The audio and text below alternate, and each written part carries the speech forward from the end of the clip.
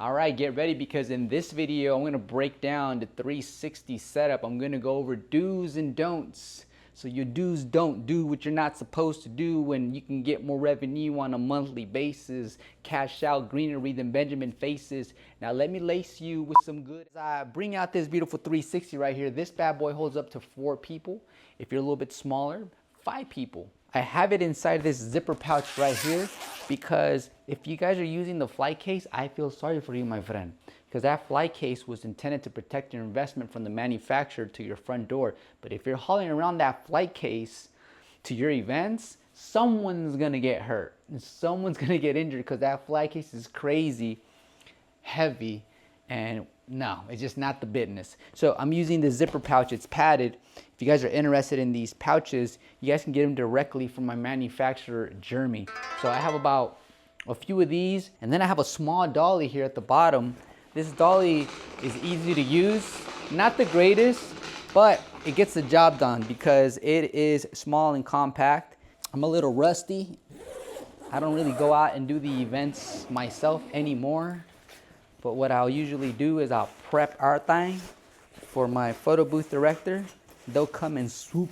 Oh, look at that. 360 Canary Capital Productions is in the house. Baby, baby. And I'm gonna put this here to the side like so. I want you guys to make note that when your 360 is finally laid where it's gonna be spinning for the rest of the night, I want you guys to make sure that all of these little legs here at the bottom are twisted and touching the ground. If one's floating, then you have a weak spot and you're gonna get wobbles. And I think one thing that kills 360 videos besides bad lighting is shaky, wobbly videos. It makes you look like a total newbie. And even though newbies is welcome to the game, here to soak up everything and get that fame, you shouldn't be having shaky footage, because then that's the kind of footage that's gonna be on your social media, and that's not gonna be a good look. Yo, shout out to Jeremy, my manufacturer when it comes to my 360 booth, because we've been working on improving the 360 booth for the last 2 years, almost 3 years. And so we have new 360 booth arms that are more durable, easier to use. And so big ups to Jeremy, for sure. 2 hours later. Holla at a player. So this part right here allows it to lock in like that. You see this? Lock.